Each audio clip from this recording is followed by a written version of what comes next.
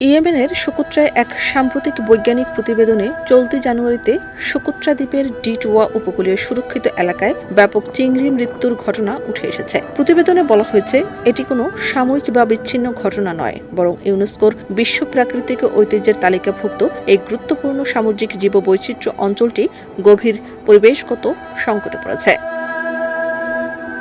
প্রতিবেদন অনুযায়ী চিংড়ি মৃত্যুর পেছনে একাধিক কারণ একসঙ্গে কাজ করছে। এর মধ্যে অন্যতম হল পানিতে দ্রবীভূত অক্সিজেনের ঘাটতি এবং ক্ষতিকর শৈবাল বৃদ্ধির ঘটনা, যাকে লাল জোয়ার বলা হয়। এই শৈবাল পানির অক্সিজেন শোষণ করে এবং বিষাক্ত উপাদান ছেড়ে দেয়, যা সামুদ্রিক প্রাণীর জন্য মারাত্মক ক্ষতিকর।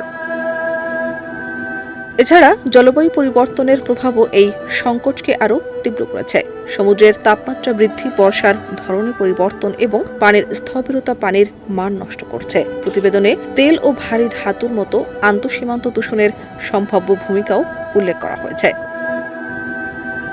প্রতিবেদনে বলা হয়েছে, চিংড়ির পাশাপাশি ডলফিন সহ অন্যান্য সামুদ্রিক প্রাণীর মৃত্যু আগের বছরগুলোতে ঘটেছে, যা সোকোত্রার অন্যান্য বাস্তুতন্ত্রের জন্য বড় হুমকি। গবেষকরা জরুরি ভিত্তিতে পরিবেশগত পর্যবেক্ষণ জোরদার, পানির মান নিয়মিত পরীক্ষা এবং আঞ্চলিক ও আন্তর্জাতিক সহযোগিতার আহ্বান জানিয়েছেন। প্রতিবেদনে বলা হয়েছে, সোকোত্রা রক্ষা করা শুধু প্রাকৃতিক ঐতিহ্য সংরক্ষণ নয়, বরং স্থানীয় জনগোষ্ঠীর ভবিষ্যৎ সুরক্ষার জন্য অত্যন্ত গুরুত্বপূর্ণ।